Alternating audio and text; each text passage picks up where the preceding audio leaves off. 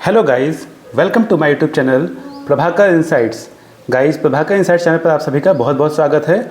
और आज हम एनवायरनमेंट के विशेष टॉपिक पर बात करेंगे, वो है कृत्रिम बारिश। तो वीडियो बहुत ही इंपॉर्टेंट होने वाला है, तो वीडियो के एंड तक बने रहिएगा और जो मैं आपको नॉलेज दे रहा हूँ उसको कंज्यूम करिएगा, नोट्स भी बनाइएगा साथ में।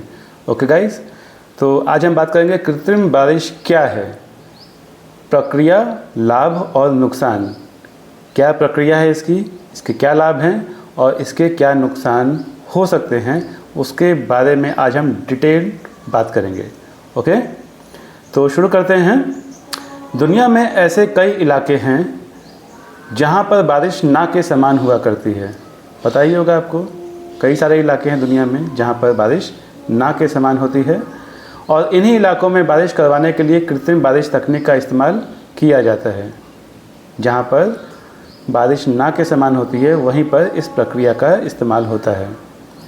कृत्रिम बारिश या क्लाउड सीडिंग उस प्रक्रिया को कहा जाता है जिसमें कृत्रिम तरीके से बादलों को बारिश करने के लिए अनुकूल बनाया जाता है। जो बादल होते हैं ना, उनको अनुकूल बनाया जाता है बारिश करने के लिए, उसी को कृत्रिम बारिश प्रक्रिया कहते हैं हम। इस प्रक्रिया को करने के लिए कई तरह के रसायनों का इस्तेमाल किया जाता है, ठीक है, केमिकल्स का प्रयोग किया जाता है इस तरह की बारिश करवाने के लिए। विंसेंट जोसेफ शेफर, जो कि एक अमेरिकी रसायनज्ञ हैं और मौसम वैज्ञानिक थे, उन्होंने सबसे पहले क्लाउड सीडिंग का आविष्कार किया था, फर्स्ट टाइम। उन्होंने 13 नवंबर वर्ष 1946 को इसका आविष्कार किया था। वहीं सन 1947 और वर्ष 1960 के बीच ऑस्ट्रेलिया के राष्ट्रमंडल वैज्ञानिक और औद्योगिक अनुसंधान संगठन ने सबसे क्लाउड सीडिंग का परीक्षण किया था। कृत्रिम बारिश के बारे में और जानने से पहले ये जानना जरूरी है कि यह बारिश होती कैसे है। तो देखिए, कृत्रिम बारिश पहले समझते हैं क्या है। इसको आर्टिफिशियल रेन भी कहते हैं और क्लाउड सीडिंग भी कहते हैं हम। Artificial rain and cloud seeding भी इसको कहते हैं, कृत्रिम बारिश को। अक्सर देखा जाता है कि बारिश के मौसम में भी बारिश नहीं होती है। देखा होगा आपने कि बारिश का मौसम आ गया है तब भी बारिश नहीं हो रही है, जिसकी वजह से पूरी की पूरी फसलें तबाह हो जाती हैं। जो फसल है उन पर इसका बहुत ही बुरा प्रभाव, दुष्प्रभाव पड़ता है। ऐसे में सरकार और साथ ही देश के किसानों को बड़ा नुकसान भुगतना पड़ता है। जब बारिश नहीं होगी तो ऑब्वियसली नुकसान होगा किसानों को, सरकार को। इन सभी कारणों से कृत्रिम बारिश यानी आर्टिफिशियल वर्षा का उपाय ढूंढ निकाला गया है। अब सबसे बड़ा सवाल यह होता है कि कृत्रिम बारिश कहते किसको हैं, ये सबसे बड़ा सवाल है। फसल को अच्छा बनाने के लिए और किसानों को कर्ज से उबारने के लिए कृत्रिम बारिश की जाती है, जो एक झूठ मूठ की बारिश होती है। इसको झूठ मूठ की बारिश भी कहा जाता है, जो भगवान के बनाए हुए बादलों की मदद से नहीं होती है। यह पूरी तरह एक मानव निर्मित गतिविधि है, जिसे कृत्रिम वर्षा या क्लाउड सीडिंग भी कह सकते हैं। ये जो प्रक्रिया है ये मानव निर्मित है, जिसको हम क्या कह सकते हैं, कृत्रिम बारिश या फिर क्लाउड सीडिंग भी कह सकते हैं। अब ये जो कृत्रिम बारिश है वो काम कैसे करती है, तो देखिए, समुद्र और नदियों का पानी सूरज की गर्मी से भाप या गर्म हवा बनकर ऊपर उठता है। आपको पता ही है, सूर्य का जो तापमान है वो जब समुद्रों पर, नदियों पर पड़ता है तो वहाँ से वाष्पीकरण होता है नदियों से। तब ये बादल जब ठंडे जलवायु से जाकर मिल जाते हैं तो इनके अंदर जमा पानी भारी हो जाने से नीचे गिरने लगता है, जिसको हम बारिश कहते हैं। यानी जब गर्म नम हवा ठंडे और उच्च दबाव वाले जलवायु से मिलती है तब बारिश होती है। इसे समझने का एक तरीका यह भी है कि आमतौर पर प्राकृतिक रूप से वर्षा तब होती है जब सूरज की गर्मी बहुत ज़्यादा होती है और हवा गर्म होने लगती है और धीरे धीरे हल्की हो जाती है। हवा हल्की होने के बाद ऊपर उठती है और हवा का दबाव कम हो जाता है, जिसकी वजह से आसमान की एक ऊंचाई पर पहुंचने के बाद वह धीरे धीरे ठंडी होने लगती है। ठंडी हवाओं के झोंके से हवा में नमी बढ़ जाती है और उसमें मौजूद नमी बारिश की बूंदें बनकर हवा में लटकने लगती हैं, जो बारिश के रूप में नीचे गिरना शुरू हो जाती हैं, जिसे हम सामान्य वर्षा कहते हैं। कुछ इसी प्रक्रिया को मानव निर्मित परिस्थितियों के द्वारा अपनाया जाता है और कृत्रिम वर्षा की जाती है। तो देखिए यहाँ पर कृत्रिम बारिश में रसायन के कुछ प्रयोग किए जाते हैं, केमिकल यूज़ किए जाते हैं। तो किस तरह से होते हैं यह? तो यह 3 चरणों में होती है। पहले 2 चरणों के सफलतापूर्वक होने से बादल बारिश करने के लिए योग्य बन जाते हैं, जबकि आखिरी प्रक्रिया में बादलों पर सिल्वर आयोडाइड की मदद से बारिश की जाती है। इसे निम्न तरीके से हम समझ सकते हैं। तो देखिए, पहले चरण को पूरा करने के लिए कई रसायनों की मदद ली जाती है। पहले चरणों को पूरा करने के लिए कई तरह की रसायनों की मदद ली जाती है। इस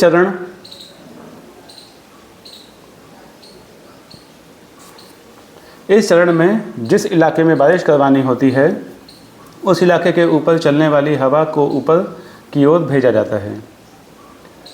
ऐसा इसलिए किया जाता है ताकि बादल बारिश करने के योग्य बन सकें। इन रसायनों के द्वारा हवा से जलवाष्प को सोख लेने के बाद संघनन की प्रक्रिया शुरू हो जाती है। इस प्रक्रिया के दौरान इस्तेमाल किए जाने वाले रसायनों के नाम इस प्रकार हैं, जैसे कि जो केमिकल्स हैं उनके नाम कौन कौन से हैं। तो पहला केमिकल है calcium iodide, sorry for mistake, calcium iodide नहीं है, कैल्शियम क्लोराइड। सेकंड है नमक, और थर्ड है कैल्शियम कार्बाइड, फोर्थ है यूरिया, एंड फिफ्थ है कैल्शियम ऑक्साइड, एंड सिक्स्थ है अमोनियम नाइट्रेट। तो ये 6 केमिकल्स होते हैं। और जो दूसरा चरण होता है, उसमें दूसरे चरण को बिल्डिंग स्टेज भी कहते हैं। कौन सी स्टेज कहते हैं? Building stage. इस चरण में बादलों का घनत्व बढ़ाया जाता है, जिसके लिए नमक और सूखी बर्फ़ के अलावा निम्नलिखित रसायनों का प्रयोग किया जाता है। तो जो सेकंड स्टेज है, उसमें कौन कौन से रसायन उपयोग होते हैं? उसमें यूरिया, अमोनियम नाइट्रेट और कैल्शियम क्लोराइड उपयोग होता है। सुपरकूल वाले रसायनों यानी कि सिल्वर आयोडाइड और शुष्क बर्फ़ का छिड़काव विमान, गुब्बारों और मिसाइलों की मदद से बादलों पर किया जाता है, जिसके कारण बादलों का घनत्व और बढ़ जाता है और वो बर्फ़ के क्रिस्टल में बदल जाते हैं, जिसके बाद बादल में छुपे पानी के कण बिखरने लगते हैं और गुरुत्व बल के कारण धरती पर गिरते हैं, जिन्हें हम क्या कहते हैं? बारिश कहते हैं। अब हमने ये सब देख लिया, प्रक्रिया देख ली। अब क्लाउड सीडिंग की प्रक्रिया हम देखते हैं। क्लाउड सीडिंग प्रोसेस क्या है? ये क्लाउड सीडिंग प्रोसेस, तो चीन, अमेरिका, ऑस्ट्रेलिया, रूस, इजराइल, यूएई जैसे देशों ने कृत्रिम बारिश को अपना लिया है, और ये देश अन्य देशों को भी कृत्रिम बारिश करने में तकनीकी सहयोग दे रहे हैं। वहीं अगर चीन की बात की जाए, तो चीन में इस तकनीक का कई बार इस्तेमाल किया जा रहा है। कृत्रिम बारिश के जरिए चीन की राजधानी बीजिंग सहित कई सूखाग्रस्त इलाकों में बारिश की मात्रा बढ़ाई गई है। इतना ही नहीं, चीन ने वर्ष 2008 ओलंपिक खेलों के ठीक पहले बीजिंग में कृत्रिम बारिश का इस्तेमाल किया था। बीजिंग ओलंपिक के उद्घाटन समारोह के दौरान बारिश होने की संभावना को देखते हुए कई सारी मिसाइलों के जरिए आयोजन स्थल से दूर सिल्वर आयोडाइड क्रिस्टल का छिड़काव बादलों पर किया गया था, जिसकी वजह से बारिश आयोजन स्थल तक पहुंचने से पहले नज़दीकी इलाकों में हो गई और चीन के ओलंपिक उद्घाटन का कार्यक्रम सफलता के साथ कर लिया गया। फिर आधुनिक ड्रोन क्लाउडिंग सीडिंग क्या है? आधुनिक ड्रोन क्लाउड सीडिंग, तो यह ड्रोन का इस्तेमाल तो आपने अक्सर शादियों में भी देखा होगा, ठीक है, और सीमा पार भी इसका प्रयोग किया जाता है। ड्रोन की मदद से क्लाउड सीडिंग की प्रक्रिया भी की जाती है। इस आधुनिक ड्रोन और क्लाउड सीडिंग की प्रक्रिया में बिजली का करंट देकर बादलों को उनमें अवशोषित किया जाता है, मतलब बिजली का करंट दिया जाता है। और बादलों में और उसको अवशोषित किया जाता है। इस पूरी प्रक्रिया में बैटरी संचालित ड्रोन की मदद ली जाती है, जिसमें बिजली के इस्तेमाल करके क्लाउड सीडिंग की जाती है। अब ये देखना हो कि ये आखिर मिनटों में कैसे होती है बारिश। मिनटों में भी बारिश होती है तो वो किस तरह से होती है। तो आधुनिक ड्रोन की मदद से क्लाउड सीडिंग करके कुछ ही पलों में बादल बनने शुरू हो जाते हैं, जिसके बाद उन बादलों से बारिश की बूंदें टपकने शुरू हो जाती हैं। यह पूरी प्रक्रिया बारिश के कणों का छिड़काव वायुमंडल की सतह पर निर्भर करता है। इस पूरी प्रक्रिया को संपूर्ण करने में मात्र 30 मिनट का न्यूनतम समय लगता है। जो टाइमिंग लगती है वो 30 मिनट्स की लगती है ओनली। फिर विमानों की मदद से भी वर्षा होती है। ठीक है, अगर किसी क्षेत्र पर बारिश करवानी हो और वहाँ पर पहले से ही बारिश वाले बादल मौजूद हों तो ऐसी स्थिति में पहले के 2 चरणों को नहीं किया जाता है। जो आपको पहले के 2 चरण बताए वो नहीं किए जाते हैं और सीधे तीसरे चरण की शुरुआत कर दी जाती है। वर्षा वाले बादलों का पता डॉपलर रडार की सहायता से लगाया जाता है। फिर विमान और क्लाउड सीडिंग के लिए इन बादलों के पास भेजा जाता है। विमान में सिल्वर आयोडाइड के 2 जनरेटर लगे होते हैं। जनरेटर में सिल्वर आयोडाइड का घोल हाई प्रेशर में भरा जाता है। बारिश करवाने वाले इलाके में विमान को हवा की उल्टी दिशा में उड़ाया जाता है और जिस बादल पर ये क्लाउड सीडिंग करवानी होती है उसके सामने आते ही जनरेटर चला दिया जाता है। वहीं आजकल विमान के अलावा मिसाइल के जरिए भी ये प्रक्रिया हो रही है। विमान से तो हो ही रही है पर मिसाइल से भी ये प्रक्रिया हो रही है, क्योंकि मिसाइल विमान से कम महंगी पड़ती हैं और विमान के मुकाबले मिसाइल से 80% ज़्यादा कार्य में सफलता मिलती है। मतलब सस्ती भी पड़ती हैं और 80% जो है प्रोसेस जो है वो सही भी होता है। अब देखते हैं भारत में कृत्रिम बारिश, आर्टिफिशियल रेन और क्लाउड सीडिंग इन इंडिया। ठीक है, तो भारत की अधिकतर आबादी खेती से जुड़ी ही हुई है, ये तो आप सभी को पता है, और बारिश किसानों के लिए बेहद ज़रूरी है। बारिश नहीं होगा तो फसल बर्बाद हो जाएगी। मगर कई सालों से समय पर बारिश ना होने के कारण किसानों की फसल का अच्छा खासा नुकसान हो रहा है। ऐसे में तकनीक भारत के लिए किसी वरदान से कम साबित नहीं हुई है। भारत में सूखे की समस्या से निपटने के लिए भारत के कई राज्य कृत्रिम बारिश का प्रयोग कर रहे हैं। साल वर्ष 1983 में तमिलनाडु सरकार ने इस तकनीक की मदद से सूखाग्रस्त इलाकों में बारिश करवाई थी। वहीं कर्नाटक सरकार ने भी इस तकनीक का इस्तेमाल करके अपने राज्य के सूखाग्रस्त इलाकों में किया था। वहीं कृत्रिम बारिश का प्रयोग करने में आंध्र प्रदेश पहले नंबर पर है। यहाँ पर 2008 में 12 जिलों में इसका प्रयोग कर बारिश करवाई थी। ये इस्तेमाल किसानों के लिए काफ़ी फ़ायदेमंद साबित हुआ। और जब आप इतना जाने गए हैं कृत्रिम बारिश के बारे में तो इसके इतिहास के बारे में भी आप जान लीजिए। ठीक है, एक एक टॉपिक आपको क्लियरली बताया जा रहा है।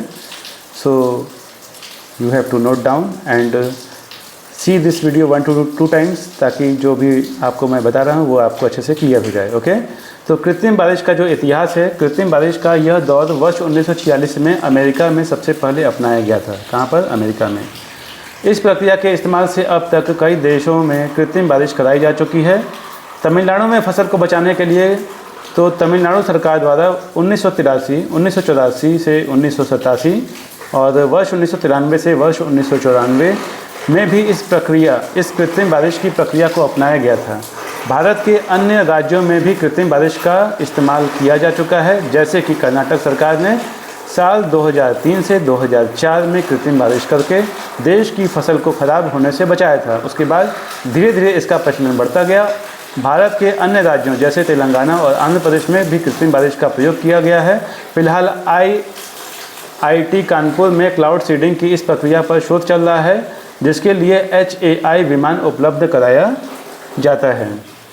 अब एक क्वेश्चन ये भी आता है कि कृत्रिम बारिश क्यों होती है? क्यों होती है कृत्रिम बारिश? तो देखिए, कृत्रिम बारिश क्यों होती है यह बहुत बड़ा सवाल है, जिसके बहुत ही संगीन जवाब हैं। बहुत सी मुसीबतें ऐसी हैं जो प्राकृतिक आपदा बनकर मनुष्यों को परेशान करती हैं, जिसका एक सीधा सरल उपयोग कृत्रिम बारिश है। जैसे कि गर्मी का बहुत ज़्यादा अधिक बढ़ जाना और गर्मी के लेवल को कम करने के लिए भी कृत्रिम बारिश की जाती है। जिन क्षेत्रों में फसल उगाई जाती है उन क्षेत्रों में बारिश की कमी की वजह से फसल खराब होने शुरू हो जाती है और उस फसल को बचाने के लिए तथा देश की आर्थिक नुकसान से बचाने के लिए भी कृत्रिम बारिश कराई जाती है।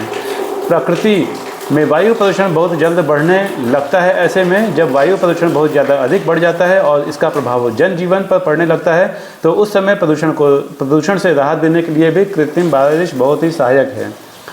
एंड नेक्स्ट है, जिस क्षेत्र में सूखा पड़ने की आशंका बहुत ज़्यादा हो उन क्षेत्रों में कृत्रिम बारिश बहुत ही सहायक होती है।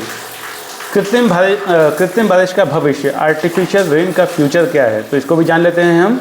तो आने वाले समय को देखते हुए या उसके बारे में कल्पना करते हुए यह साफ नज़र आ रहा है कि कृत्रिम बारिश का इस्तेमाल धीरे धीरे बहुत ज़्यादा बढ़ने वाला है। जैसा कि सभी जानते हैं कि ग्लोबल वार्मिंग बहुत ज़्यादा बढ़ रही है, इसलिए वैज्ञानिकों का दावा है कि आने वाले भविष्य में बाढ़ या सूखे से निपटने के लिए कृत्रिम बारिश का एक बेहतर हथियार के रूप में काम कर सकता है। हालांकि कृत्रिम बारिश के दुष्प्रभाव भी बहुत ज़्यादा हैं, जिनको देखते हुए इसका इस्तेमाल बहुत ज़्यादा आपदा पड़ने पर ही किया जा सकता है। मतलब ऐसे ही इसका उपयोग नहीं किया जाएगा, जब काफ़ी आपदा पड़ जाएगी तब उसका इस्तेमाल करना है, क्योंकि इससे होने वाले कई सारे नुकसान भी हैं। तो आइए उसको भी हम जानेंगे, ठीक है। तो कृत्रिम बारिश को लेकर आशंकाएं। कृत्रिम बारिश एक तरह से निराशा में भी उम्मीद की एक कारण लेकर आती है। तो इसके दुष्प्रभावों को देखते हुए भी विभिन्न प्रकार की आशंकाएं शोधकर्ताओं द्वारा जताई जा रही हैं। क्लाउड सीडिंग करके सीधे तौर पर पर्यावरण से छेड़छाड़ की जाती है, ठीक है, क्योंकि ये आर्टिफिशियल है, बनावटी है, ताकि कृत्रिम बारिश की जा सके।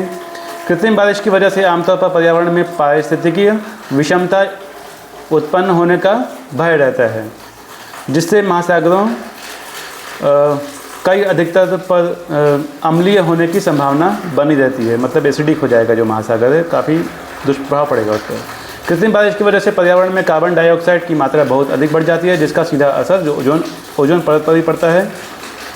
भले ही फसलों को बचाने के लिए कृत्रिम बारिश का इस्तेमाल किया जाता है, परंतु कृत्रिम बारिश में इस्तेमाल की जाने वाली सिल्वर एक जहरीली धातु है जो वनस्पति और जीवों को धीरे धीरे गहरा नुकसान पहुंचाती है। तो गाइस कुछ इस तरह के नुकसान भी हैं, इसके फ़ायदे हैं तो इसके नुकसान भी हैं। तो कृत्रिम बारिश के फ़ायदे एवं नुकसान। कृत्रिम बारिश का इस्तेमाल सूखाग्रस्त से निपटने के साथ साथ हवा में मौजूद प्रदूषण को कम करने के लिए भी किया जाता है। कृत्रिम बारिश करवा कर हवा में फैले जहरीले धुएं को खत्म किया जा सकता है। दक्षिण पूर्व एशिया के देशों में अलग करने से हुए वायु प्रदूषण को खत्म करने के लिए कृत्रिम बारिश कर हवा की गुणवत्ता को सुधारा गया। इसी प्रकार जुलाई 2017 में भारत की राजधानी दिल्ली में PM10 और PM 2.5 की समस्या हुई थी, ठीक है। उस समय सरकार द्वारा इस विषय पर विचार किया जा रहा था। हालांकि इसमें प्रयोग होने वाली रासायनिक पर्यावरण के लिए हानिकारक माने जाते हैं, जिससे पर्यावरण प्रदूषण जैसी समस्या हो सकती है, लेकिन इसके बावजूद भी कई देशों में इसका इस्तेमाल किया जा रहा है। तो गाइस आपने देखा आज कृत्रिम बारिश के बारे में जाना और इसके बारे में आपने काफ़ी डिटेल में जाना। तो कुछ क्वेश्चन आंसर हैं जो कि काफ़ी इंपॉर्टेंट है, तो आप उसको भी देख लीजिए, ज़्यादा नहीं है, थोड़े से ही हैं। तो सबसे पहला तो जैसे रिमाइंडर नहीं होता है लास्ट में याद दिलाने के लिए, तो वो आपको रिमाइंडर दिया जाता है लास्ट में। सबसे पहला क्वेश्चन, कृत्रिम बारिश क्या है? तो 1 लाइन में आंसर है, मानव निर्मित तकनीकों की मदद से प्रकृति में ऐसा माहौल पैदा करके की जाने वाली बारिश जो कि पूरी तरह से मानव निर्मित होती है, ठीक है, उसे हम कृत्रिम बारिश कहते हैं। सेकंड है, कृत्रिम बारिश लाभदायक है, क्यों? तो कुछ हद तक कृत्रिम बारिश लाभदायक है, परंतु कृत्रिम बारिश बहुत अधिक मात्रा में की जाए तो वह हानिकारक हो सकती है, ठीक है। क्वेश्चन था क्या कृत्रिम बारिश लाभदायक है? यस है, पर अगर ज़्यादा होगा तो excess of anything is bad. Next question है, क्या भविष्य में कृत्रिम बारिश का अधिक इस्तेमाल हो सकता है? तो जिस तरह से मनुष्य संसाधनों पर निर्भर होता जा रहा है उस हिसाब से देखा जाए तो हाँ, हो सकता है। डिपेंडेंसी हो रही है, डिपेंडेंसी के कारण हो सकता है। कृत्रिम बारिश कराने में कितना समय लगता है? तो मात्र 30 मिनट्स, ठीक है। कृत्रिम बारिश यानी क्लाउड सीडिंग सबसे पहले कब किया गया था? तो वर्ष 1946 में सबसे पहले कृत्रिम बारिश किया गया था। गाइस वीडियो पसंद आया तो लाइक कीजिएगा, चैनल को अगर आपने अभी तक सब्सक्राइब ना किया हो तो चैनल को ज़रूर सब्सक्राइब कर लीजिएगा, बेल आइकन पर क्लिक करिएगा ताकि जब भी मैं एनवायरनमेंट से रिलेटेड कोई भी टॉपिक, कोई भी वीडियो डालूं तो वो आप तक समय से पहुंच पाए। और आपको बता दूं कि प्रभाकर इनसाइट चैनल पर आपको कई सारे टॉपिक्स देखने को मिलेंगे। एक प्लेलिस्ट भी बनी है, वहाँ पर आपको साइंस से रिलेटेड टॉपिक, साथ में आपको इंडियन हिस्ट्री, इंडियन कॉन्स्टिट्यूशन और current affairs, latest current affairs, GK, general knowledge, वो भी आपको डिटेल में जानने को, समझने को, सीखने को मिलेगा। तो प्रभाकर इनसाइट चैनल से जुड़े रहिएगा और जितना हो सके इस वीडियो को शेयर कीजिएगा। कोई भी डाउट हो, कोई भी क्वेश्चन हो तो कमेंट सेक्शन में ज़रूर पूछेगा। ओके गाइज़, तो गाइज़ मिलते हैं हम किसी नए वीडियो में एक नए टॉपिक के साथ। Okay, bye bye and take care to all of you. Thank you.